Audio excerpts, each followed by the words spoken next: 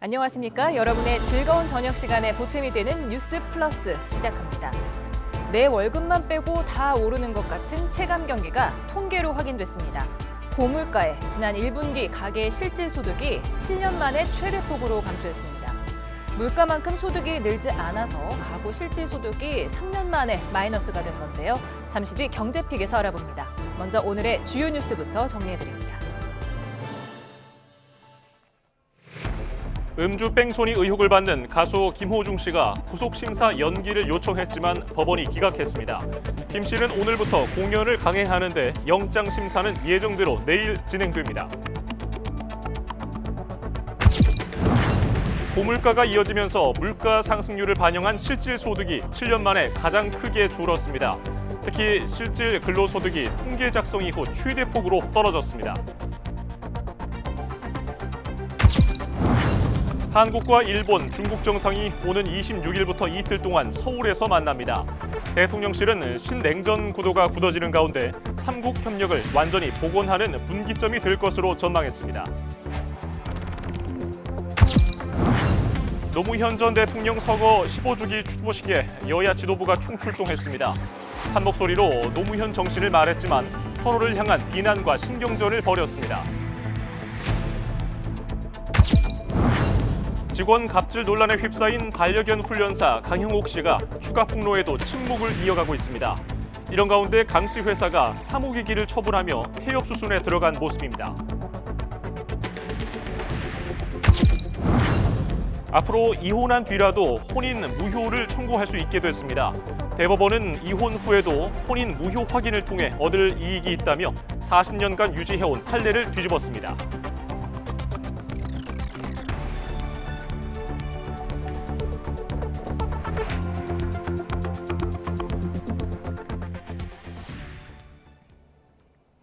뉴스 플러스 첫 소식입니다. 한국과 일본, 중국 세 나라 정상이 모이는 회의가 오는 26일부터 이틀 동안 서울에서 열립니다.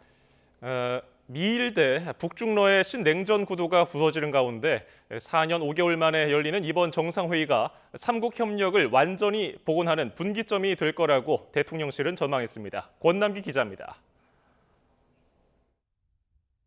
한국과 일본, 중국 3국 정상이 오는 26일과 27일 1박 2일 일정으로 서울에서 정상회의를 엽니다. 중국에선 리창 총리, 일본은 기시다 총리가 각각 한국을 찾는데 한일중 정상회의는 지난 2019년 중국 청도 이후 4년 5개월 만입니다.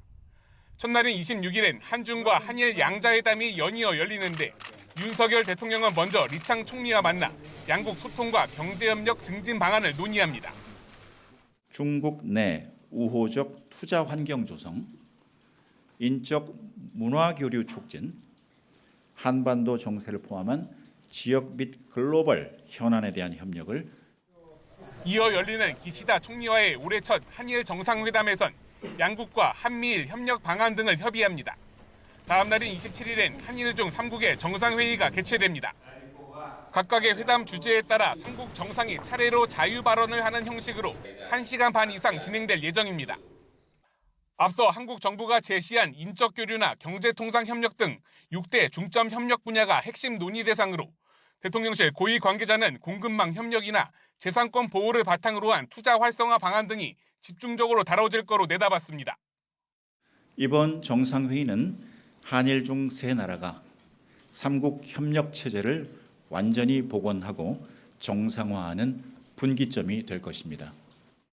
새 정상의 논의 결과는 회담 이후 발표될 3국 공동선언에 포함될 예정으로 3국 정상회의 정례화 등 진전된 방안이 나올지 관심이 쏠립니다. 대통령실은 이번 한일중 정상회의가 세 나라 국민이 혜택을 체감할 수 있는 실질적 협력을 이루는 계기가 될 것으로 기대했습니다. YTN 권남기입니다. 오는 28일 최상병 특검법 본회의 재표결을 앞두고 국민의힘 원내 지도부가 소속 의원들에게 서한을 보내 반대표를 호소했습니다.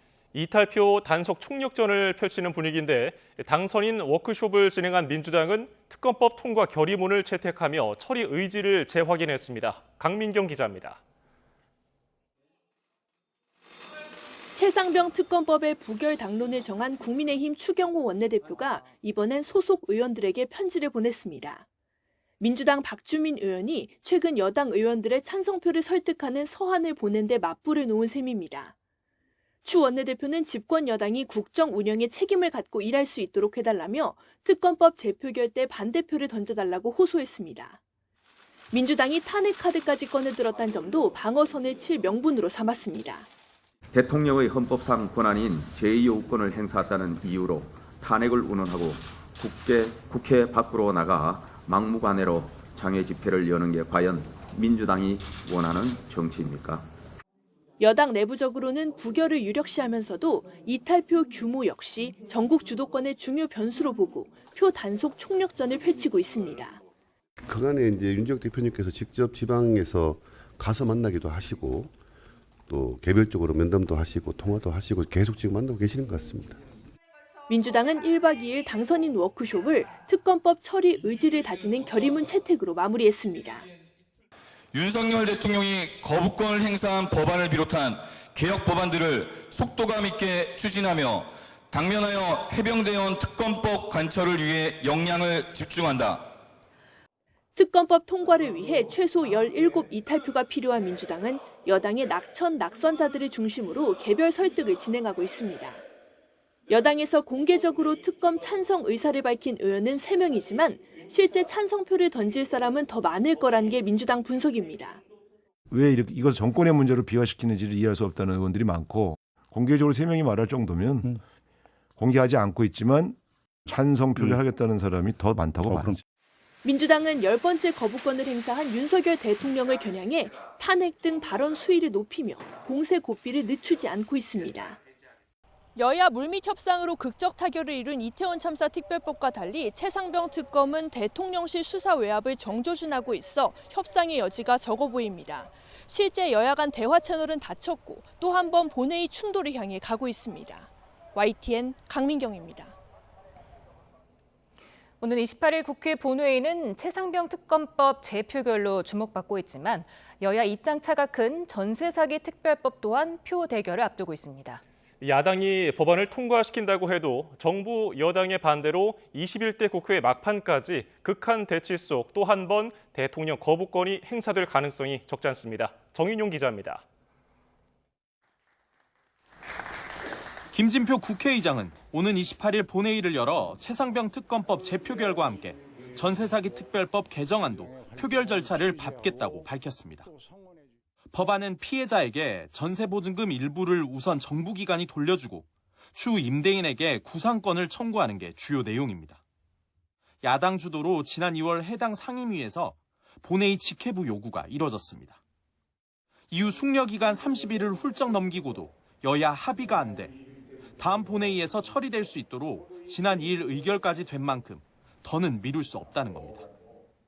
5월 28일에는 본회의를 열어서 현재 본회의에 올라와 있는 아까 질의하신 분들이 물은 그런 안건들 표결을 통해서 최종 마무리할 수밖에 없다 하는 점을. 문제는 28일 본회의는 21대 국회 임기 종료를 불과 하루 앞둔 사실상 마지막 본회의라는 것. 야당 과반으로 법안이 통과돼도 정부 여당 반대로 윤석열 대통령이 거부권을 행사하면 물리적으로 재의결을 하기 어렵습니다. 대통령 입장에선 거부권을 행사하지 않으면 법안이 그대로 시행되는 부담이 있습니다. 피해자를 직접 지원하면 좋은 수조 원에 달할 것으로 예상되는 손실이 고스란히 다른 국민들의 부담으로 돌아가게 됩니다. 대통령 거부권이 행사되면 재표결이 어려운 법안은 본회의에서 처리되지 못한 다른 법안들과 마찬가지로 자동 폐기 절차를 밟게 됩니다. 결국 여야 협치 실종으로 21대 국회 막판까지 야당은 법안을 강행 처리하고 윤 대통령은 11번째 거부권을 행사하는 악순환 속에 국회가 종료되는 전례 없는 일이 벌어질 거란 관측입니다. 여야가 쟁점 법안을 두고 맞서는 사이 부모 육아휴직 최대 3년 보장을 골자로 한 모성보호 3법 등 민생 법안들은 뒷전으로 밀리는 분위기입니다. 민주당은 윤 대통령이 거부권을 행사한 법안 모두를 22대 국회에서 재발의하겠다는 방침이라 여야 대치 장기화는 불가피하다는 우려 섞인 전망도 나옵니다. YTN 정인용입니다. 더불어민주당 이재명 대표는 21대 국회 임기가 일주일도 남지 않은 지금이 국민연금 개혁의 마지막 기회라며 해당 문제로 대통령과 영수회담을 개최할 용의도 있다고 밝혔습니다. 이 대표는 SNS에서 공론화위원회 시민대표단이 수기를 통해 17년 만에 개혁안을 어렵사리 도출해냈음에도 국회에서 또다시 논의가 공전하는 부끄러운 일이 벌어지고 있다며 이같이 적었습니다. 이어 민주당은 조속한 개혁안 처리를 위해 소득 대체율을 원래 제시한 50%에서 45%로 낮추겠다는 대승적 결단을 내렸지만 윤석열 정권은 자신의 주장만 고집한다고 비판했습니다. 이에 대해서 국민의힘은 민주당이 주장한 안이지 윤석열 정부 안이 아니라고 반박했습니다. 연금개혁특위 여당 간사인 유경준 의원은 자신의 SNS에 이재명 대표가 연금개혁을 이야기하면서 또 거짓말을 늘어놓고 있다며 이같이 말했습니다. 이어서 민주당 안이 윤석열 정부 안으로 둔갑하다니 기가 찰 노릇이라며 이런 거짓말로 인해 연금개혁이 늦춰지는 거라고 지적했습니다. 음주운전 뺑소니 사건으로 수사를 받는 트로트 가수 김호중 씨가 구속영장 심사를 앞두고 일정을 연기해달라고 신청했지만 받아들여지지 않았습니다. 이에 따라서 내일 예정대로 진행될 예정입니다. 법조계에서는 증거인멸 정황이 드러난 만큼 구속을 피하기 어렵다는 의견이 많은데 김 씨 태도에 따라서 그 결과가 달라질 수 있다는 분석도 있습니다. 김다은 기자가 보도합니다. 음주운전 뺑소니 사건으로 경찰 조사를 받은 지 하루 만에 구속영장이 청구된 트로트 가수 김호중 씨. 경찰은 사안이 중대할 뿐만 아니라 김 씨와 소속사 관계자들이 조직적으로 증거를 없애려고 한 정황이 있다며 구속 수사가 필요하다는 입장입니다. 형사소송법에 따르면 피의자가 죄를 저질렀다고 의심할 만한 상당한 이유가 있고 도망이나 증거인멸 우려가 있을 때 구속 수사를 할 수 있습니다. 법조계에선 김 씨가 유명 연예인인 만큼 도주할 우려는 크지 않다고 보는 의견이 지배적입니다. 다만 증거인멸 가능성 때문에 영장이 발부될 수 있다는 관측이 많습니다. 매니저와 옷을 바꿔 입는 등 이른바 운전자 바꿔치기에도 가담하고 초반엔 혐의를 부인하며 수사에 지장을 줬던 점이 불리하게 작용한다는 겁니다. 경찰은 결정적 증거인 차량 블랙박스 메모리 카드를 없애는데 김 씨가 가담한 건 아닌지도 살피고 있는데 이런 부분이 충분히 소명되지 않으면 구속 가능성이 커집니다. 증거를 인멸할 염려가 있다라고 볼 여지가 있고 이 경우에는 구속될 가능성이 상당히 높다고 보여집니다. 다만 김 씨가 구속심사에서 혐의를 모두 인정하는 등 태도를 전환한다면 법원이 증거인멸 우려가 크지 않다고 판단할 가능성이 있습니다. 통상적이라면 구속영장실질심사 할 정도 아닙니다. 태도 변화가 있다면 기각되겠지만 지금과 같은 태도를 유지한다면 구속될 가능성도 많습니다. 이미 경찰이 압수수색을 통해 증거를 확보했고 김 씨가 소환 조사에도 응한 만큼 법원이 불구속 수사라는 기본 원칙을 존중할 수 있다는 분석도 있습니다. 김호중 씨가 검찰총장 직무대행을 지냈던 조남관 변호사를 선임해 방어전에 나선 가운데 검찰 역시 담당 검사가 직접 구속 전 피의자 신문에 출석해 구속 의견을 개진한다는 계획입니다. YTN 김다현입니다. 가수 김호중 씨가 구속영장 심사를 하루 앞둔 오늘 오케스트라 공연에 출연합니다. 저녁 8시에 공연이 시작될 예정인데요. 공연장 앞에 나가 있는 취재기자 연결해서 자세한 내용 알아보겠습니다. 이경국 기자. 네, 서울 올림픽공원 K스포돔 앞에 나와 있습니다. 네, 많은 논란 속에 진행되는 공연인데요. 현장 분위기 어떻습니까? 네, 저녁 8시부터 이곳에서는 김호중 씨가 출연하는 오케스트라 공연이 진행이 됩니다. 현재 수많은 김 씨의 팬들이 이곳 공연장 앞으로 모이고 있는 상황인데요. 지금 제 뒤로 보이는 것처럼 이 팬들이 현장에서 판매하는 티켓을 사기 위해서 길게 줄을 선 모습도 확인할 수가 있고요. 또 공연장 앞에서 눈물을 흘리는 팬들의 모습도 볼 수가 있었습니다.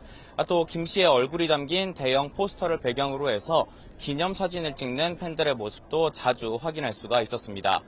이번 공연은 이 세계적인 오케스트라 교향 단원들과 가수 김호중 씨가 협연을 하는 방식으로 진행이 됩니다. 다만 김 씨의 음주뺑소니 의혹이 불거지면서 행사 주최사였던 KBS가 주최 명칭과 로고 사용을 금지했고요. 또 KBS 교향악단도 불참 입장을 밝히면서 공연 주관사가 급하게 대체 연주자를 섭외하기도 했습니다. 김 씨도 어제 진행된 공연 리허설에 참석하지 못한 것으로 확인이 됐는데요. 이에 따라서 오늘 공연이 정상적으로 진행될 수 있겠느냐는 우려도 나오고 있습니다. 김 씨 소속사 측은 일단 이번 슈퍼클래식 공연에 출연료 없이 참여를 한다면서 한국을 찾은 많은 해외 아티스트를 위한 결정일 뿐 수익을 위해서 공연을 강행하는 것은 아니라고 주장을 하고 있습니다. 앞서 김 씨는 논란이 불거진 뒤에 경남 창원에서 열린 개인 공연에서 심경을 밝힌 바가 있는데요. 오늘 공연에서 사과 입장을 밝힐지에도 관심이 쏠리고 있습니다. 네, 내일이 구속영장 심사 당일인데 내일도 가능한 공연에 참여한다는 방침이라고요? 네, 그렇습니다. 앞서 김 씨 소속사 측은 김 씨가 이번 슈퍼클래식 공연 이후에 모든 활동을 중단하고 자숙의 시간을 갖겠다고 밝힌 바가 있는데요. 소속사 측은 가능한 한 내일 공연까지는 진행을 하겠다는 입장입니다. 만약 공연 시작 전에 구속영장이 기각이 된다면 예정대로 공연에 참여하겠다는 겁니다. 다만 영장 심사 결과를 예측할 수가 없는 데다가 심사 이후에 김 씨가 유치장에서 결과가 나올 때까지 대기를 해야 하는 만큼 내일 공연은 사실상 열리기 어려울 거라는 전망이 많습니다. 실제로 제가 공연장 앞에서 만난 한 김 씨의 팬은 내일 공연을 예약해뒀었지만 내일 김 씨를 볼 수 없을 것 같아서 급히 오늘 공연을 관람하러 왔다고 말하기도 했습니다. 슈퍼클래식 공연 주관사 역시 김 씨의 출연이 물리적으로 불가능할 경우에는 공연을 취소한다는 방침입니다. 지금까지 서울 올림픽공원 K스포돔 앞에서 전해드렸습니다. 앞서 말씀드린 대로 김호중 씨는 이미 잡혀있는 공연 진행을 위해 구속심사 일정을 미뤄달라고 신청했습니다. 하지만 법원이 기각하면서 내일 예정대로 구속 갈림길에 서게 됐습니다. 유수연 기자가 보도합니다. 음주 뺑소니 의혹으로 경찰 조사를 받고 있는 김호중 씨. 경찰은 조사 하루 만에 김 씨와 소속사 대표 등 3명에 대해 구속영장을 신청했습니다. 검찰 청구도 곧바로 이어지면서 구속영장 심사를 위한 신문 일정은 내일로 잡혔습니다. 그러자 김 씨 측은 신문 날짜를 미뤄달라며 법원에 연기 신청을 낸 것으로 확인됐습니다. 김 씨 측은 오늘부터 이틀 동안 진행되는 슈퍼클래식 공연을 해외 출연진 등을 고려해 예정대로 진행할 수 있게 해달라는 취지라고 전했습니다.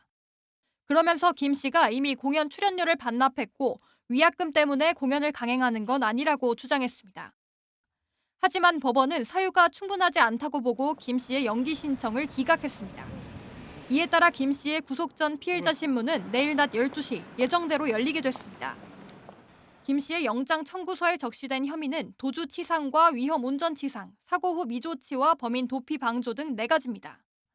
음주운전 혐의는 아직 적용되지 않았는데 경찰은 보강 수사를 진행한다는 계획입니다.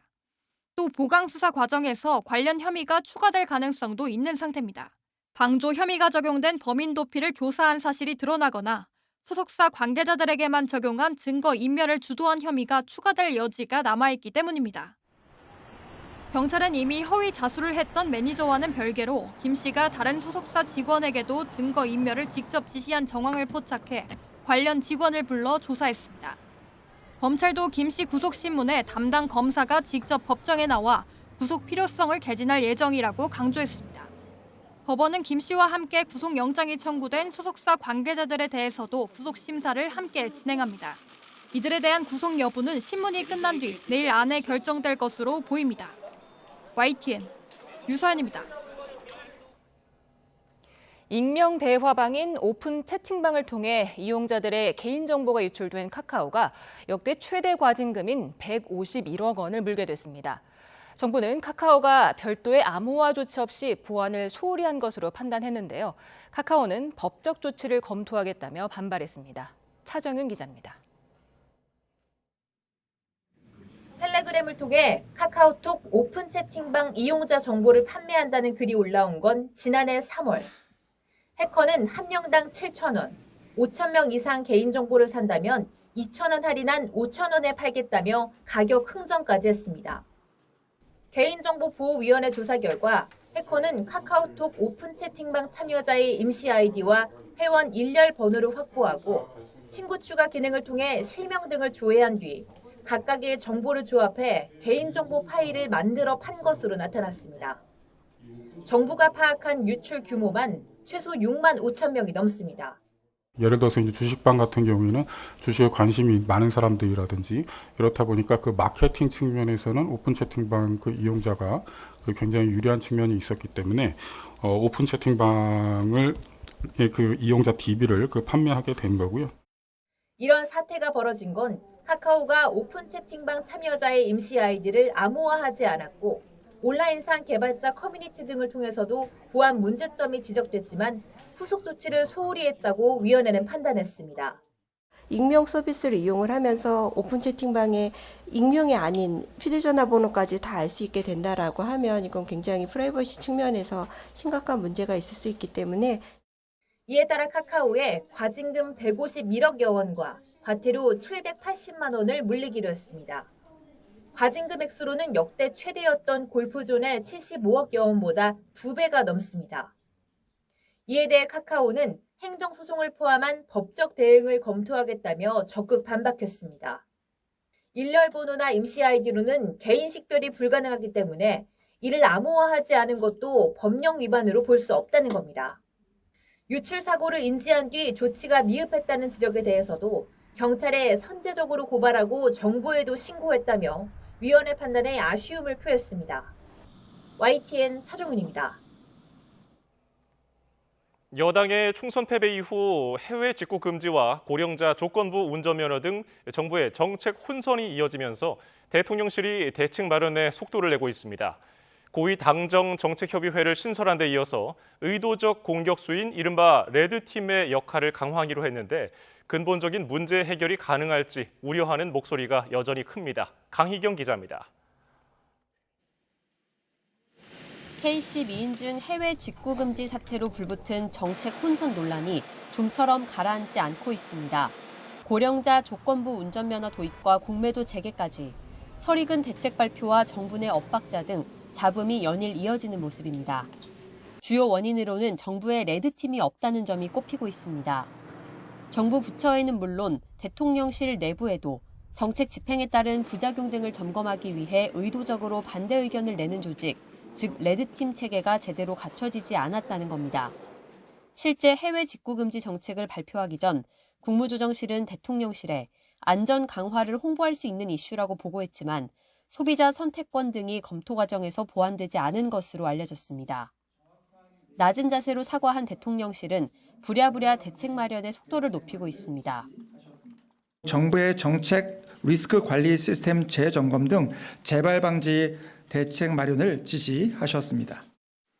우선 고위 당정 정책협의회를 신설해 매주 개최하는 등 여론 수렴 기능을 강화하기로 했습니다. 더 나아가 대통령실 고위 관계자는 대통령실 내부의 레드팀을 강화하고 부처 자체적으로도 정책을 사전 점검하는 역량을 높일 예정이라고 설명했습니다.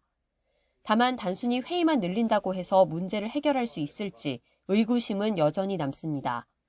또 대통령실에도 사실상 레드팀 역할을 해온 인력이 있지만 총선 이후 참모진 교체와 맞물려 구조적으로 힘이 실리지 못하고 있다는 한계도 지적됩니다.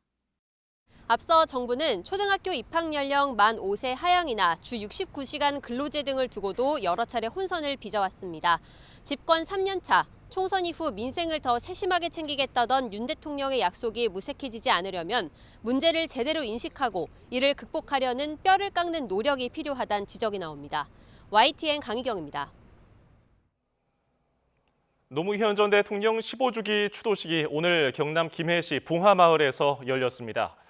권양숙 여사와 아들 건호 씨, 딸 정연 씨가 유족 대표로 참석했고 문재인 전 대통령과 김정숙 여사도 지난해에 이어 자리를 함께했습니다. 송기인 신부는 추도사에서 오랜 세월 민중이 피땀으로 이뤄낸 민주주의의 찬란한 역정은 뒷걸음질 치며 홀대당하고 있다며 독단과 독선, 오만으로 소통이 막히고 정치가 실종됐다고 꼬집었습니다. 김건희 여사에게 건네진 명품 가방을 준비한 인터넷 매체 서울의 소리 기자가 오는 30일 검찰 조사를 받습니다. 서울중앙지방검찰청은 오는 30일 오후 서울의 소리 이명수 기자를 피의자 신분으로 불러 조사할 예정입니다. 이런 가운데 서울의 소리 측은 어제 최 목사가 김 여사에게 선물을 대가로 김창준 전 미국 연방 하원 의원에 대한 인사청탁을 했다고 주장하며 메신저 대화 내용을 공개했습니다. 검찰 중간 간부 인사를 심의하는 인사위원회가 내일 열립니다. 김건희 여사 관련 수사를 지휘하는 서울중앙지검 지휘부 공석에 누가 앉을지가 최대의 관심사인데 인사 대상인 검사들은 이르면 다음 주부터 새로운 근무지에서 일하게 될 전망입니다. 신지원 기자입니다. 지난 13일 고위급 인사를 단행했던 법무부가 검찰 인사위원회를 개최합니다. 현직 검사와 변호사, 교수 등 각계 전문가로 구성된 검찰 인사위원회는 고검검사급 700여 명에 대한 인사를 논의할 예정입니다. 최대 관심사는 일주일째 공석인 서울중앙지검 차장검사 자리에 누가 오느냐는 겁니다. 서울중앙지검 1차장 산하에는 김건희 여사의 명품 가방 수사가 진행 중이고 4차장 산하에는 도이치모터스 주가 조작 의혹의 잔여 수사가 남아 있습니다.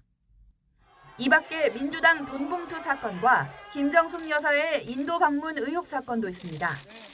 전임 차장들이 모두 사법연수원 31기였던 만큼 이번에는 한 기수 아래인 32기 인사들이 물망에 오르고 있습니다. 실질적인 수사팀장격인 부장검사와 부부장검사도 인사 대상입니다. 강백신 반부패 수사부장을 비롯해 2년째 서울중앙지검에 남은 인사들이 이번에 대거 교체될 것으로 보입니다. 수사 공백이 길어진다는 우려 속에 박성재 법무부 장관은 차질이 없도록 후속 인사를 서두르겠다는 입장입니다. 중앙지검의 지휘를 위해서 후속 인사는 최대한 빨리 해서 그 공백이 생기지 않도록 할 생각입니다. 정확한 규모와 시점은 불투명하지만 인사 대상인 검사들은 이르면 다음 주부터 새 근무지에서 일하게 됩니다. 이번 중간 간부 인사 결과에 따라 김건희 여사 수사 등 장기간 묵혀져 있던 사건 처리에 속도가 붙을지 관심입니다. YTN 신지원입니다. 정부가 반도체 기업의 대규모 설비 투자 등을 돕기 위해 26조 원 규모의 반도체 산업 종합 지원 프로그램을 추진하기로 했습니다. 윤석열 대통령은 오늘 용산 대통령실에서 제2차 경제 이슈 점검 회의를 열고 금융과 인프라 R&D, 중소, 중견기업 지원을 아우르는 26조 원 규모의 반도체 지원책 프로그램을 마련했다고 밝혔습니다. 윤 대통령은 우선 17조 원 규모 금융 지원으로 반도체 기업 설비 투자를 지원하고 올해 일몰 예정인 투자세액 공제도 연장할 방침이라고 설명했습니다. 한국은행 금융통화위원회가 오늘 회의를 열고 올해 경제 성장률 전망치를 2.5%로 상향 조정했습니다. 이번 수정 전망치는 지난 2월에 내놓은 성장률 2.1%보다 0.4%포인트나 오른 수치입니다. 올해 1분기 시장 예상치를 2배 넘게 웃돈 1.3% 깜짝 성장세를 반영한 결과입니다. 이와 관련해 한국은행은 수출 증가세가 지속하는 가운데 소비는 2분기 조정을 거쳐 하반기 이후 완만한 회복세를 이어갈 것으로 예상해 성장률을 상향 조정했다고 설명했습니다. 이런 가운데 기준금리는 연 3.5%를 유지했습니다. 지난해 2월부터 11차례 연속 동결입니다. 이창용 한은총재의 말 직접 들어보시겠습니다. 오늘 금융통화위원회는 물가 상승률이 둔화 흐름을 이어가고 있지만 예상보다 양호한 성장세, 환율 변동성 확대 등으로 상방 리스크가 커진 만큼 또 지정학적 리스크도 지속되고 있는 만큼 기준금리를 현재의 긴축적인 수준에서 유지하면서 대내외 정책 여건을 점검해 나가는 것이 적절하다고 판단하였습니다. 이 결정은 금통위원 전원 일치였습니다. 따라서 물가가 목표 수준으로 수렴할 것이라는 확신이 들 때까지 현재의 긴축 기조를 충분히 유지할 것입니다. 지난해 기업 실적 악화에 따라 1분기 가계 실질 근로소득이 2006년 전체 가구 통계 작성 이래 1분기 기준 최대 폭으로 감소했습니다. 이에 따라 물가 상승률을 반영한 가계 실질 소득과 실질 지출이 3년 만에 동반 감소했습니다. 통계청은 1분기 가계의 월평균 명목 근로소득이 329만 1,000원으로 1년 전에 비해서 1.1% 줄었고 물가 상승률을 반영한 실질 근로소득은 지난해 1분기 대비 3.9% 줄었다고 밝혔습니다. 이 같은 실질 근로소득 감소율은 1인 가구 포함 현행 가계 동향 조사가 시작된 2006년 이래 1분기 기준 최대폭입니다. 우리나라 근로자 평균 임금이 경제협력개발기구 OECD 평균의 90%를 넘은 것으로 나타났습니다. 하지만 남녀 임금 격차는 OECD 회원국 가운데 가장 컸습니다. OECD 자료를 보면 지난 2022년 기준 한국 근로자 평균 임금은 48,922달러로 OECD 회원국 평균의 91.6%에 이르렀습니다. OECD 38개 회원국 중 19위로 41,509달러인 일본의 1.2배 수준이었습니다. 앞으로 이혼한 뒤라도 혼인 무효 청구가 가능해졌습니다. 이미 이혼한 경우 혼인 무효에 이익이 없다는 이유로 판단받을 기회도 주지 않았던 기존 판례를 대법원이 40년 만에 뒤집은 겁니다. 취재기자 연결해서 자세히 알아보겠습니다. 김철희 기자. 네, 대법원입니다. 예, 판결 내용 자세히 전해주시죠. 네, 대법원은 오늘 전원 합의체를 열고 A씨가 전 남편 사이 혼인을 무효로 해달라며 낸 소송에서 각하로 판단한 원심을 깨고 사건을 1심 법원으로 돌려보냈습니다. 재판관 전원의 일치된 의견으로 이미 이혼한 경우 혼인 무효의 이익이 없다는 이유로 판단받을 기회도 주지 않았던 기존 판례를 40년 만에 뒤집은 겁니다. 대법원은 이혼한 뒤라고 해도 혼인 무효 확인을 통해 얻을 이익이 인정돼 법원의 판단을 받아볼 자격이 있다고 봤습니다. 혼인 관계를 전제로 수많은 법률 관계가 형성돼 있는 만큼 혼인 무효 확인을 구하는 것이 관련된 분쟁을 한꺼번에 해결하는 유효하고 적절한 수단일 수 있다는 건데요. 이 밖에도 무효인 혼인과 이혼이 서로 다른 법적 효과가 있는 점 역시 판례 변경의 근거가 됐습니다. 앞서 A씨는 지난 2001년 배우자와 결혼하고 3년 뒤 이혼했는데 혼인 의사를 결정할 수 없는 상태에서 실질적 합의 없이 혼인 신고를 했다며 혼인을 무효로 해달라고 청구했습니다. 1심과 2심은 이혼 신고로 혼인 관계가 해소됐다면 혼인을 무효로 해도 얻을 법률적 이익이 없다며 사건을 각하 처분했습니다. 그동안 이혼을 한 경우 혼인 무효 사유가 있는지에 대해 법원 판단을 구할 방법 자체가 없었지만 40년 만에 길이 열렸습니다. 대법원 관계자는 이번 판결로 그간 불이익을 받아온 당사자들이 실질적으로 권리를 구제받을 길이 열렸다고 평가했습니다. 지금까지 대법원에서 전해드렸습니다.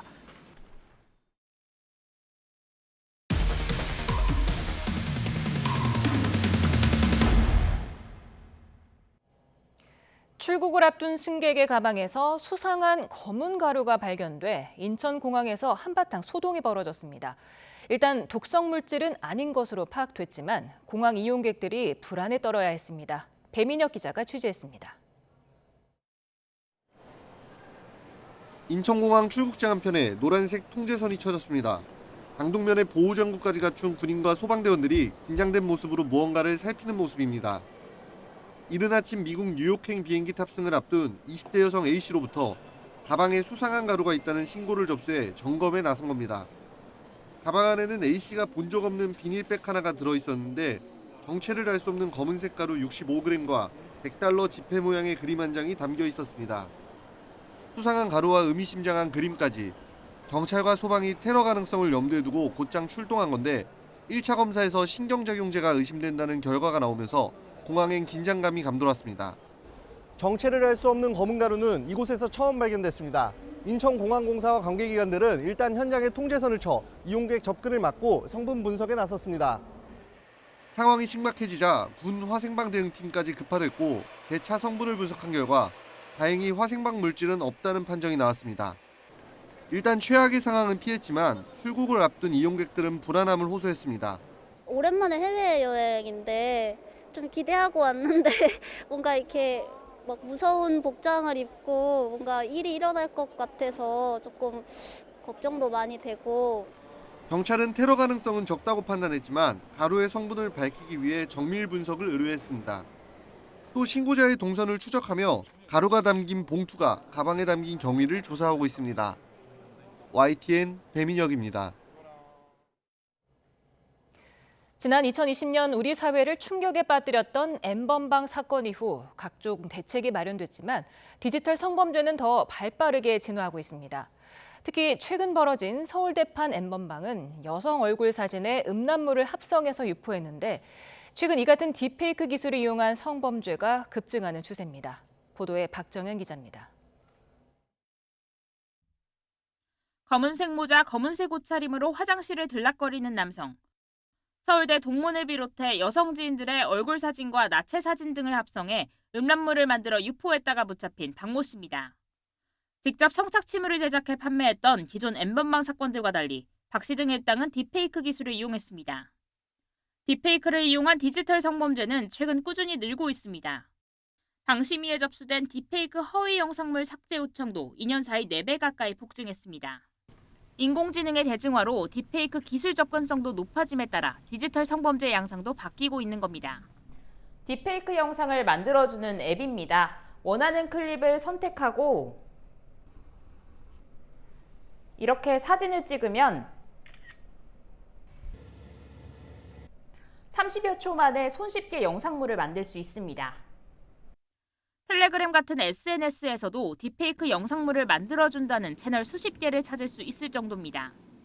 문제는 이 같은 딥페이크 영상물이 신고도 처벌도 모두 어렵다는 겁니다. 온라인에 올라온 온갖 사진들이 범행에 활용될 수 있는 탓에 본인도 모르는 사이 범행 대상이 될 수 있기 때문입니다.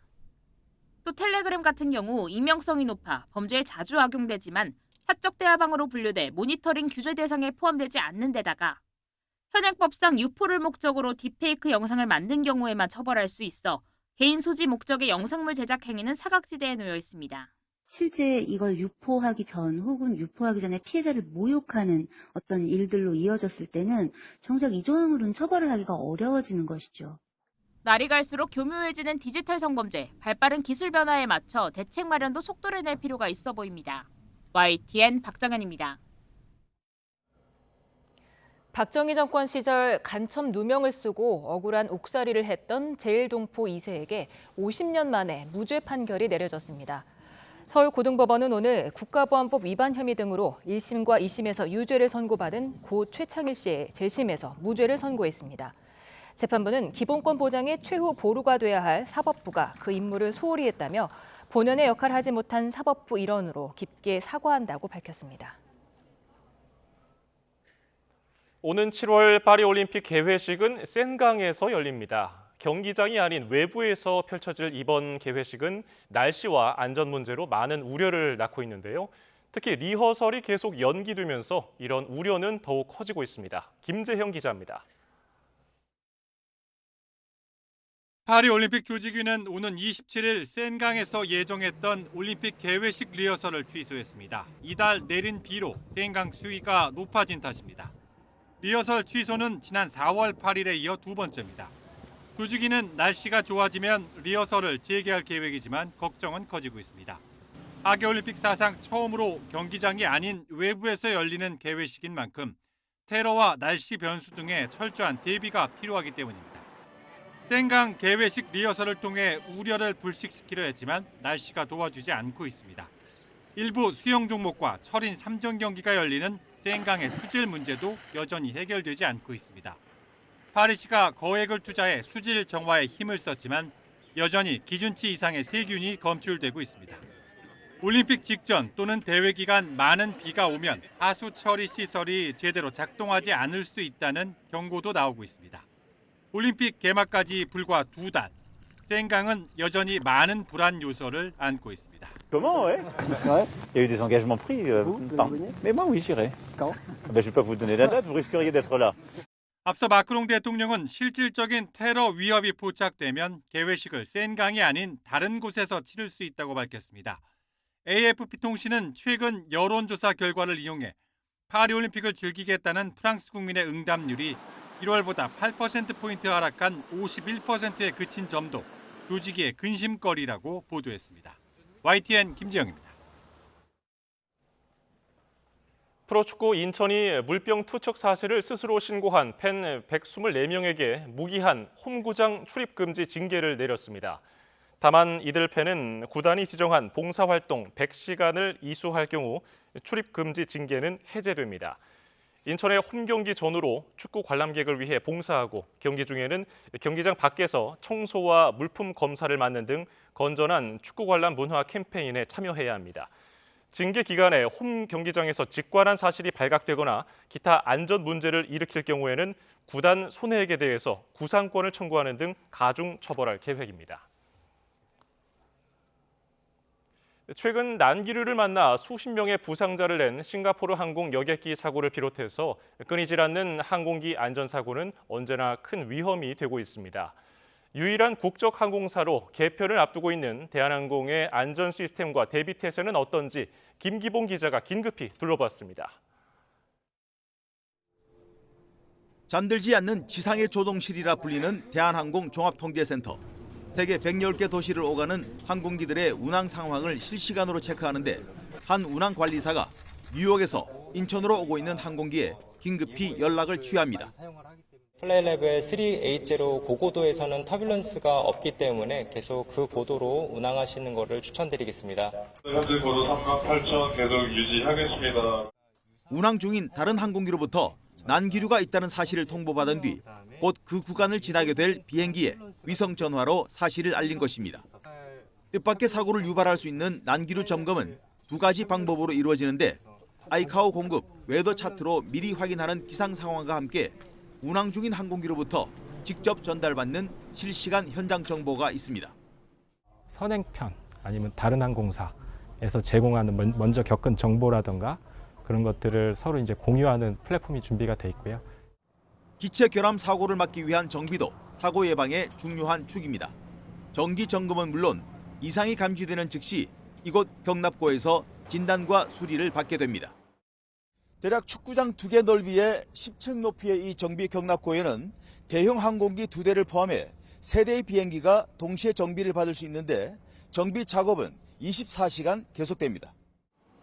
대한항공은 성실한 정비 체계 덕에 지난해 정시 운항률이 전 기종에서 99.17% 이상을 기록해 세계 항공사 평균보다 1% 이상 높았다고 밝혔습니다. 뭐하는 거야 지금 이게? 야! 힘 빼세요! 가만히 계세요! 체포됐습니다. 변호인을 선임할 수 있으며 묵비권을 행사할 수 있고 안전 운항을 위협하는 위험 인물에 대한 신속하고 단호한 대처도 안전의 중요한 요소입니다. 특별경찰권을 부여받은 승무원들은 포박은 물론 테이저건 사용도 훈련하고 있습니다. 비상시 승객들의 침착하고 신속한 탈출을 인도하고 안전한 대피를 마무리 짓는 훈련도 정기적으로 이루어지고 있습니다. 대한항공은 안전 위해 요인을 보고한 직원을 연 2회씩 포상하는 등 절대 안전의 문화 확산에 주력한다고 밝혔습니다. YTN 김기봉입니다. 오늘 늦은 밤에는 공기가 다소 차갑게 느껴지겠습니다. 현재 서울 기온이 23.7도로 어제 같은 시각과 비슷한 수준을 보이고 있는데요. 하지만 자정에는 어제보다 기온이 조금 더 낮아지기 때문에 오늘 밤 상대적으로 서늘하게 느껴지겠습니다. 오늘 전국적으로 여름 더위가 나타났다면 내일은 충청 이남을 중심으로 낮더위가 이어지겠습니다. 서울 낮 기온이 25도로 수도권과 영서지방은 예년과 비슷하거나 조금 낮아 따뜻하겠고 광주 30도 등 충청 이남은 기온이 크게 올라 덥겠습니다. 반면 동해안은 20도 안팎에 머물며 한낮에도 서늘함이 감도겠습니다. 또 중부지방을 중심으로 구름이 잔뜩 끼는 가운데 오전까지 경기 북동부와 강원 곳곳에 비가 조금 오겠고 영서 남부와 영남 내륙에는 오후 한때 소나기가 쏟아지겠습니다. 한편 남부지방은 맑은 날씨 속에 자외선이 강해지면서 오존 농도도 짙게 나타날 전망입니다. 날씨 정보였습니다. 메이킨을 만나면 매일 아침 편하다. 생약 성분으로 부드럽게, 양약 성분으로 빠르게. 변비, 복부팽만, 식욕부진 한 번에 싹. 메이킨 유쾌, 상쾌, 통쾌. 오늘 밤 메이킨. Think. Focus. 당신을 위한 브레이닝. Think. Focus. 브레이닝. 브레이닝 캡슐. 지금 전 세대에 걸쳐 일개나 한다는 대한민국 알바생들이 천국에 입장하고 있습니다. 모든 생애, 모든 알바, 천국으로. 사장님들도 서둘러 입장해주세요. 알바 천국. 당하기만 하는데요. 정신 차려야죠. 판정을 고려해야죠. 말씀드린 순간 고려 기프트예요. 매출업, 성과업, 걱정 개요. 공공기관 우송구매 대상 기업 고려 기프트가 해냅니다. 판촉물을 고려하라. 고려 기프트.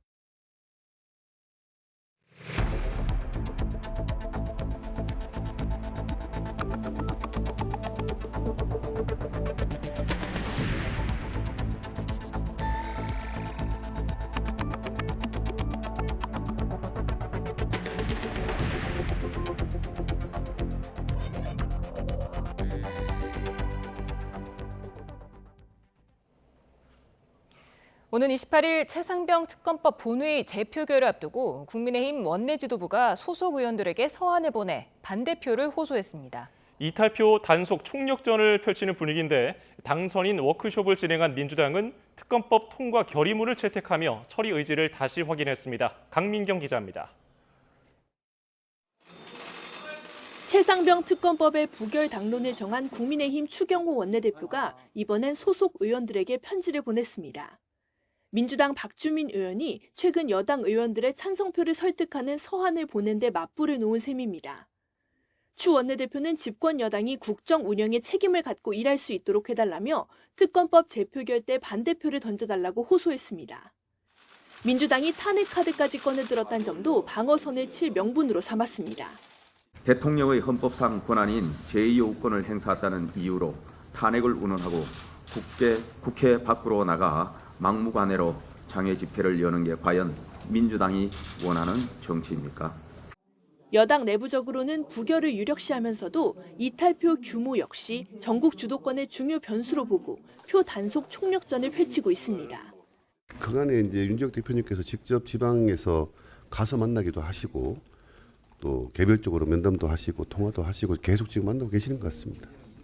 민주당은 1박 2일 당선인 워크숍을 특검법 처리 의지를 다지는 결의문 채택으로 마무리했습니다. 윤석열 대통령이 거부권을 행사한 법안을 비롯한 개혁 법안들을 속도감 있게 추진하며 당면하여 해병대원 특검법 관철을 위해 역량을 집중한다. 특검법 통과를 위해 최소 17 이탈표가 필요한 민주당은 여당의 낙천자들을 중심으로 개별 설득을 진행하고 있습니다. 여당에서 공개적으로 특검 찬성 의사를 밝힌 의원은 3명이지만 실제 찬성표를 던질 사람은 더 많을 거라는 게 민주당 분석입니다.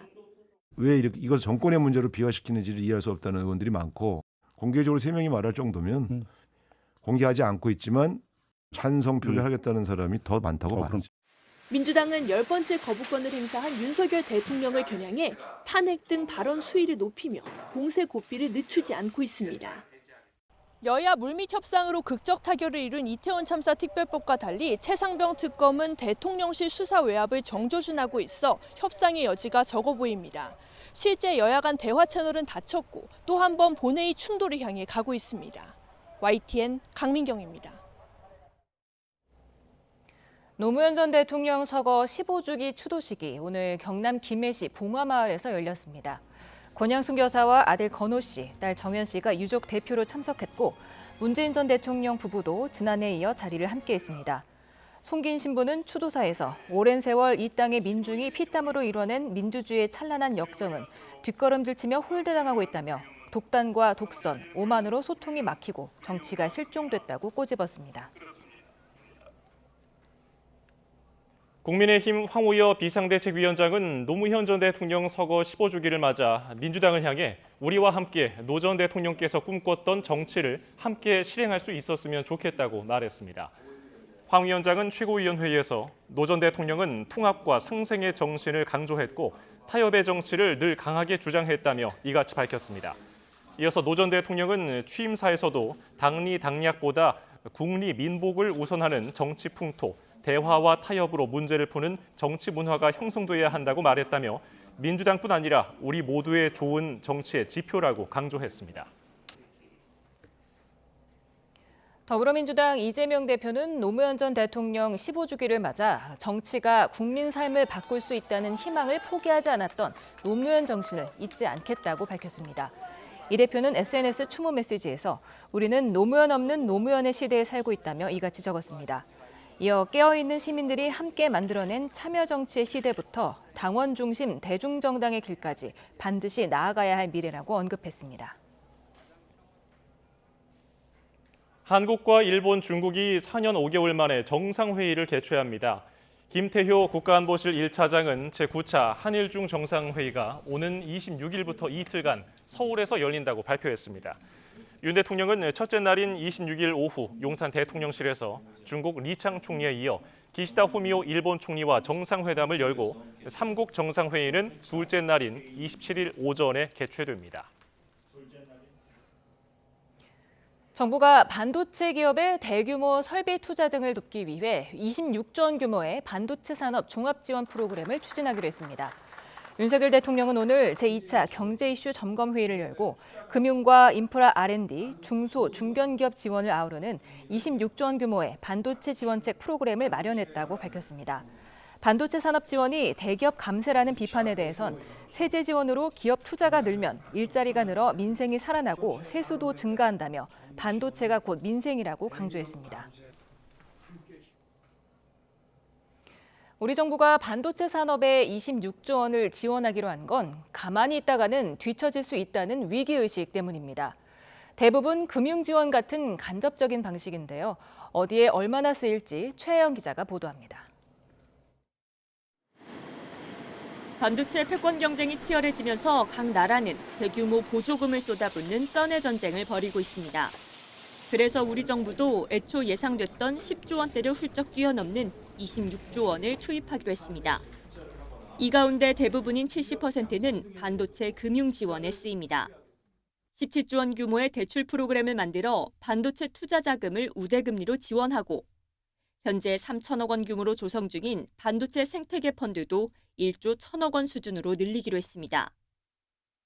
여기에 반도체 산학협력지구, 클러스터 조성을 위한 인프라 지원에 2조 5천억 원을 투입하고 작공기간을 기존 7년에서 절반으로 단축해 속도 경쟁에도 힘을 실어줄 방침입니다.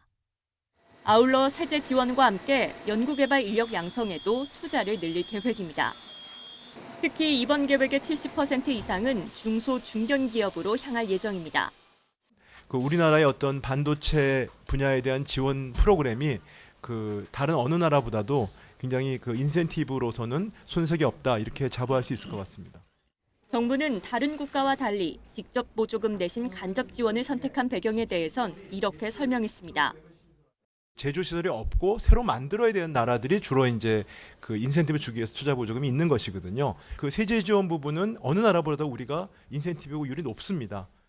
삼성전자와 SK 하이닉스가 환영의 뜻을 밝힌 가운데 이번 정책이 반도체 패권 경쟁에서 얼마나 효과를 발휘할지 주목됩니다.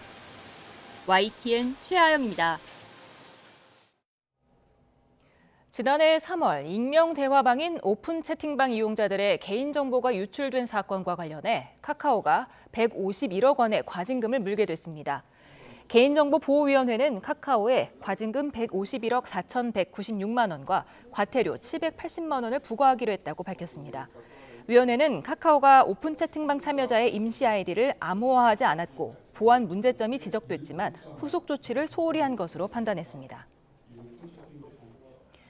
카카오는 이에 대해 행정소송 등 적극적인 대응을 검토하겠다고 밝혔습니다.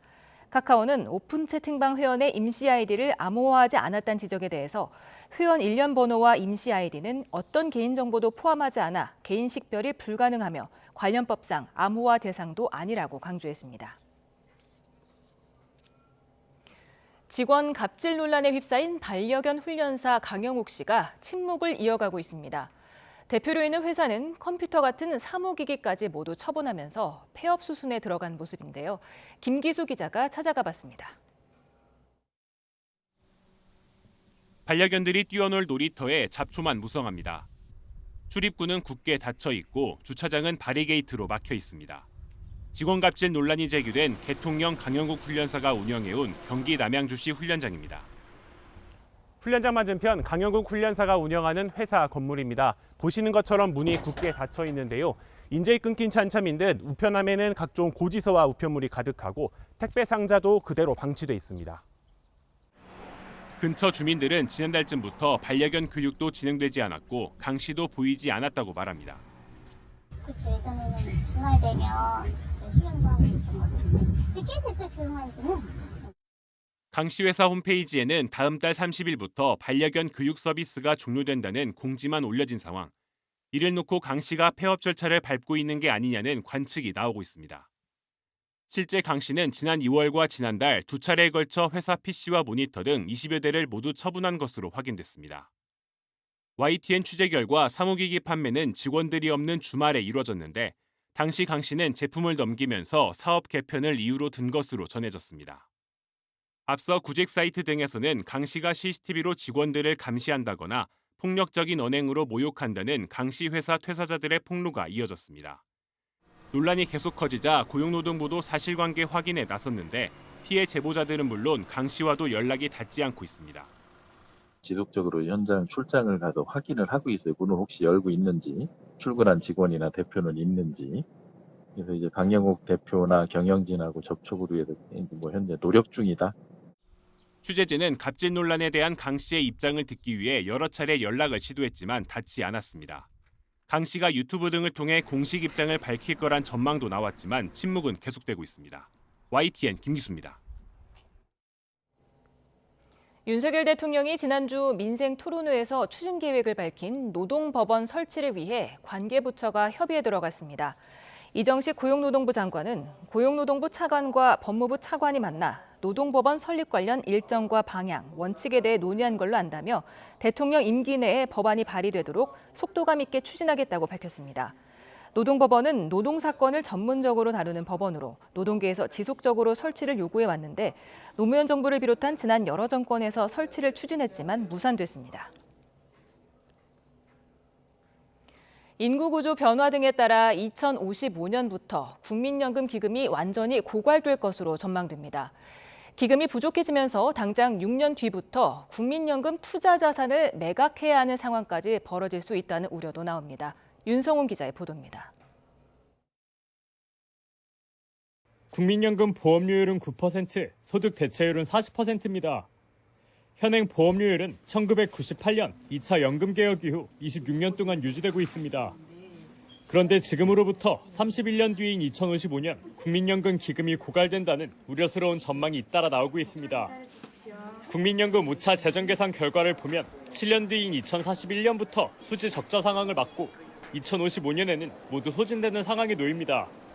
적게 내고 많이 받는 국민연금 체계에다가 돈 낼 사람은 줄고 받을 사람만 늘어나는 인구 구조 변화가 맞물리기 때문입니다. 국민연금법상 연금이 고갈되더라도 안정적이고 지속적으로 지급하도록 명시하고 있습니다.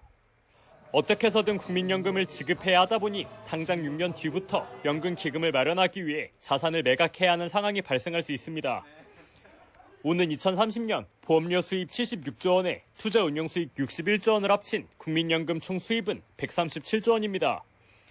그런데 총 지출은 79조 원에 달해 보험료 수입이 3조 원 모자라게 됩니다. 결국 재원 마련을 위해서 국민연금 도입 이래 처음으로 주식이나 채권 등 투자 자산을 매각해야 하는 겁니다. 더 멀리 내다보면 현행 기금 마련 방식을 미리 모아서 지급하는 적립식에서 부가식으로 변경할 수밖에 없습니다. 건강보험처럼 필요한 재원을 한 해에 걷어 지급하는 식이 되는 건데 그러면 오는 2080년 보험료율은 30%까지 치솟습니다. 미래 세대가 소득의 30%가량을 고령층 연금 지급을 위해 내야 하는 상황에 놓이게 되는 겁니다. KDI도 기금이 소진되면 미래 세대가 일방적으로 막대한 보험료를 부담하게 되는 상황이 일어나게 된다고 경고하고 있습니다. 오지 않을 것 같았던 국민연금 고갈 시점이 빠르게 다가오면서 연금 개혁 필요성 목소리도 커지고 있습니다. YTN 윤성훈입니다.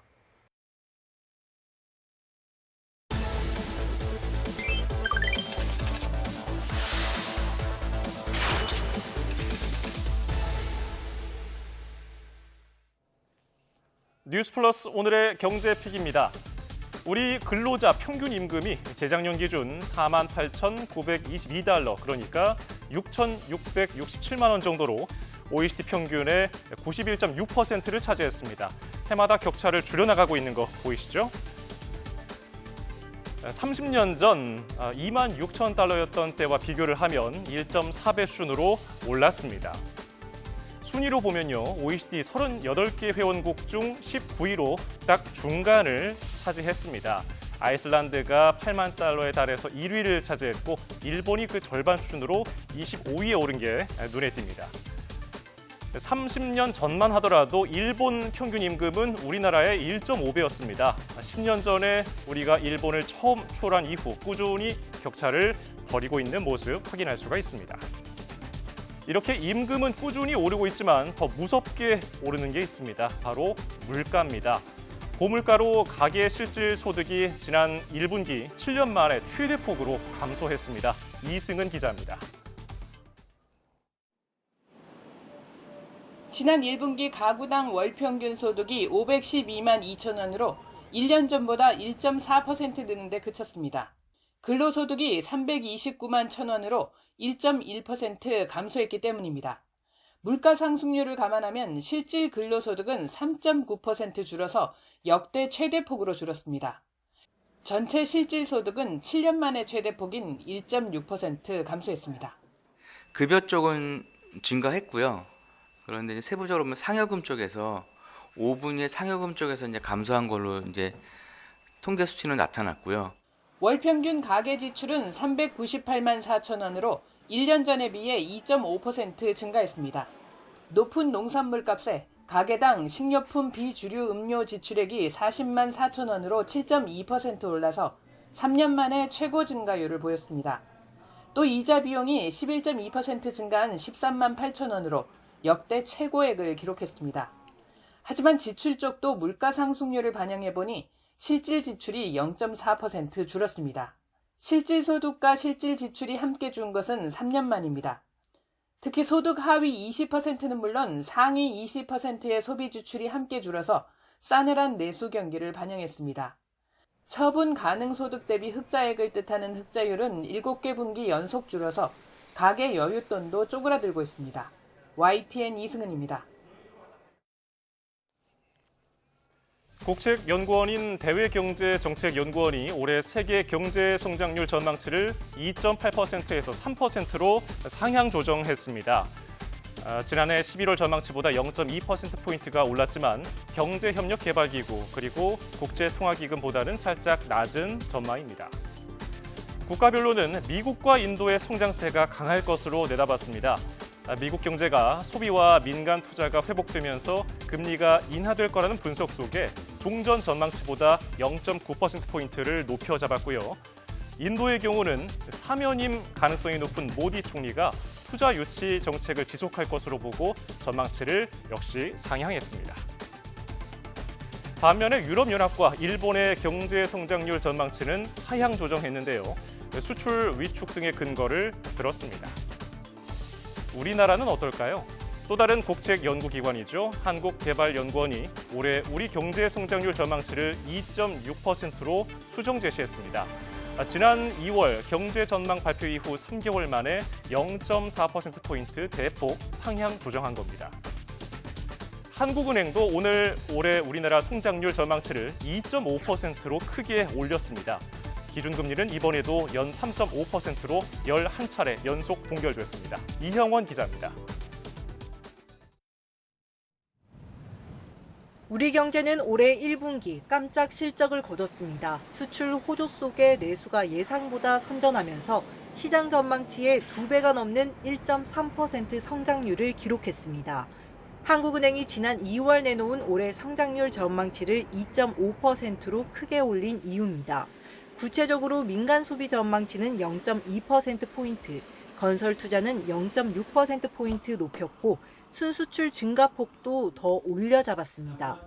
글로벌 IT 경기 호조와 미국 경제의 강한 성장세 등 대외 요인이 0.3%포인트, 내수 부진 완화 등 대내 요인도 0.1%포인트 높이는 요인으로 경기 방어를 위한 조기 인하 명분이 약해지면서 기준금리는 연 3.5%를 유지했습니다. 금융통화위원 만장일치로 11차례 연속 동결을 결정한 겁니다. 물가 상승률이 둔화하고 있지만 성장세 개선과 환율 변동성 확대로 상방 우려가 커졌다는 점을 고려한 조치입니다. 물가 불안의 금리 인하 시점에 대한 불확실성도 더 커졌다는 게 한국은행 판단입니다. 이에 석 달 뒤 금리 수준에 대해서도 금통위원 1명만 인하 가능성을 열어뒀고 나머지 5명은 동결 견해를 보였습니다. 2.3%, 2.4%로 이렇게 내려가는 트렌드가 잘 되면 그다음에 이제 금리를 인하할 수 있는 고려를 할 수 있지 않나. 추가 인상 가능성에 대해서는 현 상황에서는 그 가능성은 제한적이지 않나. 올해 소비자 물가 전망치는 기존 2.6%를 유지했습니다. 높은 성장세 대부분이 순수출 증가에 기인한 데다 소비 회복세가 완만하다는 점을 고려한 결과입니다. YTN 이영훈입니다. 고환율 여파에 국내 여행 관련 업종의 매출이 다시 증가하고 있다는 분석이 나왔습니다.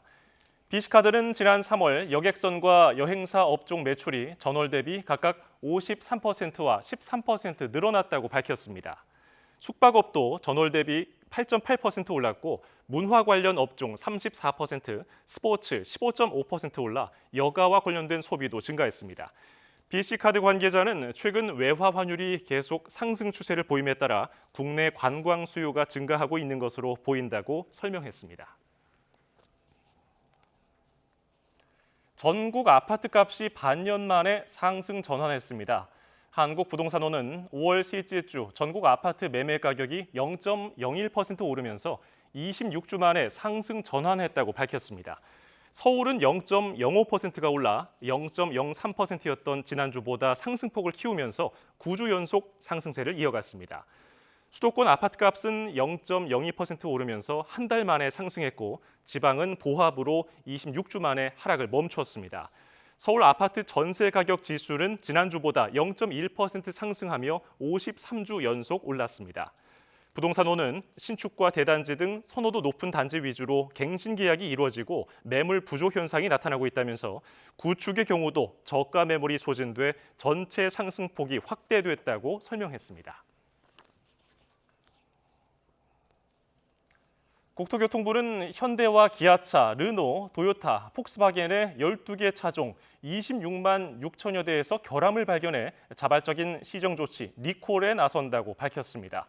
먼저 현대차에서는 그랜드 스타렉스 11만 6천여 대가 냉각수 호수 설계 오류로 오는 30일부터, 그리고 산타페 하이브리드 2만 7천여 대는 배터리 관리 시스템 오류로 내일부터 리콜에 들어갑니다. 기아 카니발 7만 1,271대는 엔진오일 필터 제조 불량이 원인이 돼서 다음 달 3일부터, 카렌스 등 2개 차종 8천여 대는 일부 부품 내구성 부족으로 29일부터 시정 조치합니다. 이와 함께 르노 코리아 XM3 3만 7,800여 대, 도요타 렉서스 LS500H 등 3개 차종 400여 대, 폭스바겐 ID4 차종 441대가 시정 조치 대상에 포함됐습니다.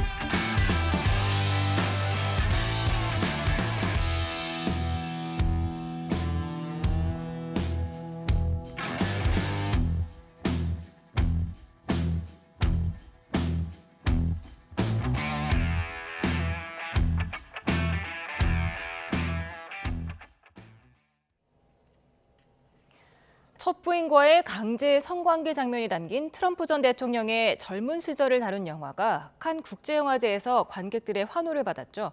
트럼프 대통령 측은 악의적인 명예훼손이라며 소송을 제기하겠다고 밝혔는데요. 성추문 재판과 함께 연일 논란이 되고 있지만 지지율은 여전히 굳건한 것으로 나타났습니다. 박영진 기자가 보도합니다.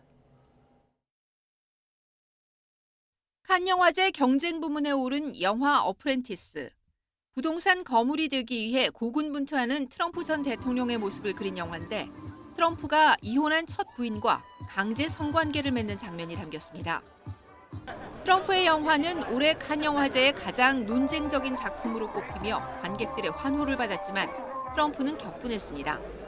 영화를 쓰레기라고 폄훼하며 명예훼손 소송을 요구했습니다.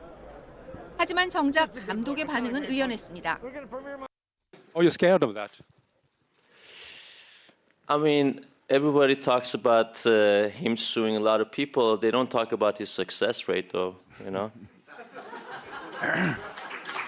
트럼프 대선 캠프가 올린 SNS 홍보 영상도 논란이 됐습니다. 영상에는 트럼프가 대선에서 이기면 통일된 제국의 탄생으로 산업 경쟁력이 크게 올라간다는 문구가 담겼는데 여기 사용된 단어가 나치 독일을 연상시키는 표현이라는 지적이 나오면서 비판을 받았습니다. 끊이지 않는 논란에도 트럼프의 지지율은 별 타격이 없는 것으로 나타났습니다. 블룸버그 통신의 최근 여론조사 결과 11월 대선의 승패를 결정지을 7개 경합주 가운데 5곳에서 트럼프 전 대통령이 바이든 대통령을 앞섰습니다. 대부분 오차 범위 아니었고 블룸버그의 지난달 조사와 비교하면 격차가 조금 줄었지만 여전히 굳건한 지지율입니다. 이런 가운데 공화당 대선 경선에서 트럼프와 대적하다 물러난 헤일리 전 유엔 대사는 트럼프 지지를 공개 선언했습니다. Trump has not been perfect on these policies. I've made that clear many, many times. But Biden has been a catastrophe. So I will be voting for Trump. 바이든 선거 캠프는 그동안 중도 확장을 하겠다며 트럼프의 반감이 큰 헤일리의 지지층 포섭에 공을 들여왔습니다. YTN 박영진입니다. 미국 대선 후보인 트럼프 전 대통령이 방위비 분담금 증액을 압박하며 주한미군 철수 가능성을 시사한 가운데 하원 군사위원회에서 공개한 국방수권법 초안에 주한미군 규모를 현 수준인 28,500명으로 유지하는 내용이 명시됐습니다.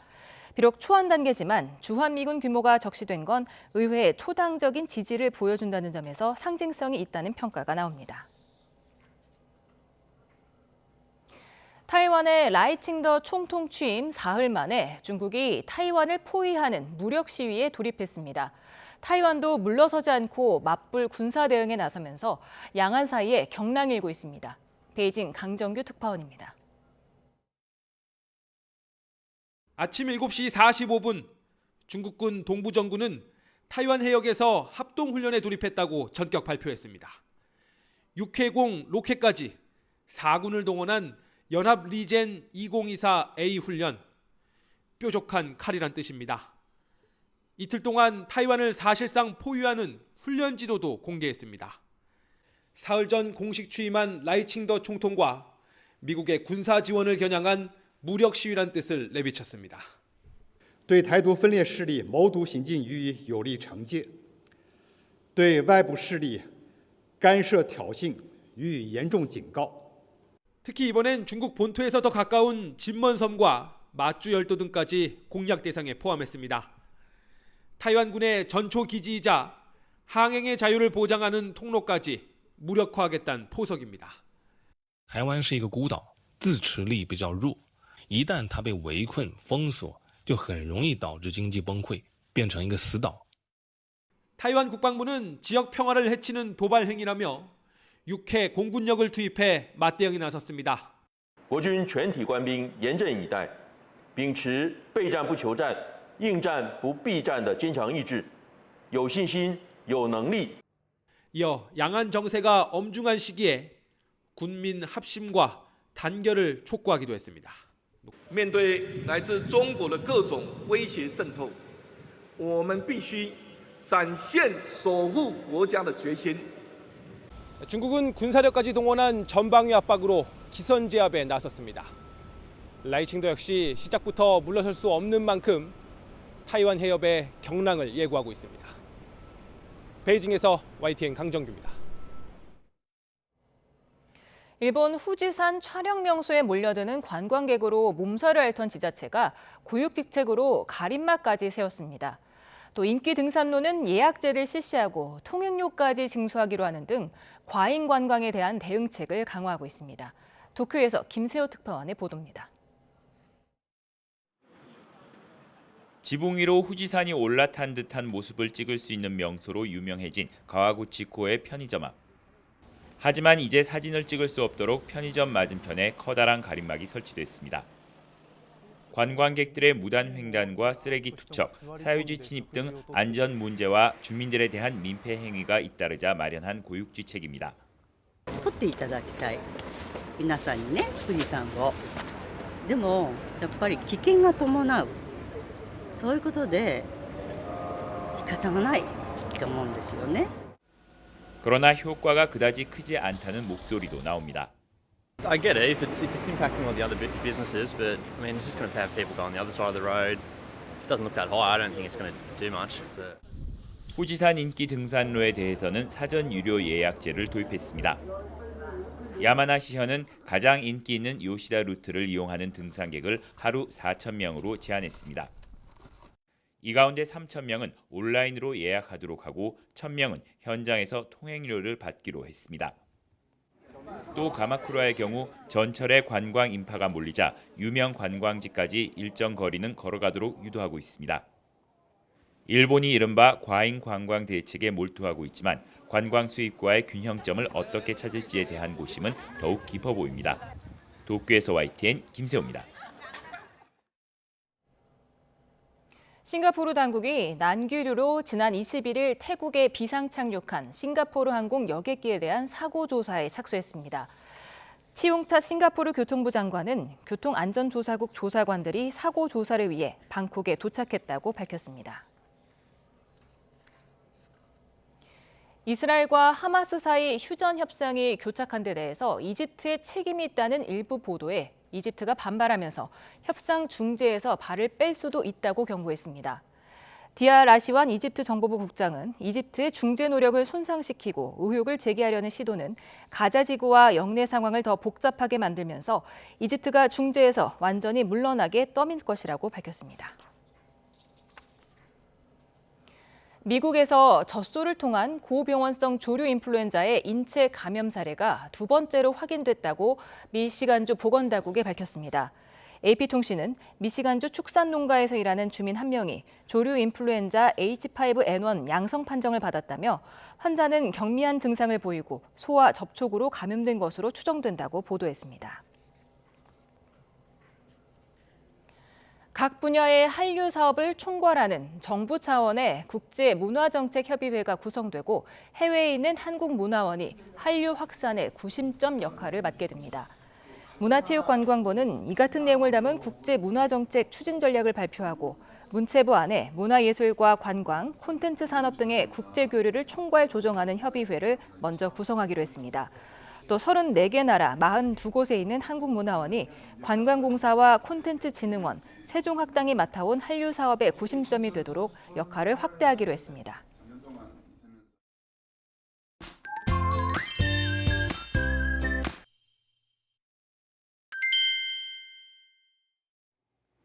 아직 봄이지만 기온으로만 보면 여름 같아요. 그러니까요. 오늘 동쪽 지방에서는 30도를 웃돌면서 한여름처럼 더운 곳도 있었잖아요. 네, 맞습니다. 내일도 충청 이남을 중심으로는 낮더위가 계속됩니다. 네, 서울 25도 등 수도권과 영서 지방은 예년과 비슷하거나 조금 낮겠고 광주 30도 등 충청 이남은 예년 기온을 2도에서 4도가량 웃돌겠습니다. 한편 오늘 한여름처럼 더웠던 동해안 지역은 내일 동풍이 불면서 울진이 19도에 머물겠습니다. 요즘 기온 변화가 심한 만큼 감기 걸리지 않도록 유의하셔야겠습니다. 또 남부지방은 맑은 날씨 속에 자외선이 강해지면서 오존 농도도 짙게 나타나겠습니다. 반면 중부와 경북 하늘에는 구름이 많이 끼는 가운데 경기 북동부와 강원도는 새벽부터 오전 사이 5mm 미만의 비가 조금 내리겠고요. 영서 남부와 영남 곳곳으로도 오후 한때 소나기가 지나겠습니다. 네, 이제 여름이 되면 소나기가 자주 내릴 텐데요. 소나기가 왜 내리는지 아시나요? 네, 그럼요. 일단 여름이 되면 햇볕이 뜨거워지잖아요. 뜨거운 햇볕이 지면을 가열하게 되는데 그때 따뜻해진 공기가 상승하면서 상대적으로 차가운 상층 공기를 만나게 되고 그로 인해 소나기 구름이 만들어지는 거잖아요. 네, 맞습니다. 왜 우리 목욕탕 가면 온수 위 천장에 물방울이 맺혀 있잖아요. 그것과 비슷하다고 보시면 되겠습니다. 네, 맞습니다. 주말에는 하늘만 흐리겠지만 다가오는 일요일부터 월요일 사이에는 소나기가 아닌 전국에 비가 내릴 전망입니다. 지금까지 날씨 캔버스의 원이다. 김수현이었습니다. 오늘 저희가 준비한 뉴스 플러스는 여기까지입니다. 잠시 뒤에는 뉴스퀘어 저녁 8시 뉴스가 방송됩니다. 고맙습니다.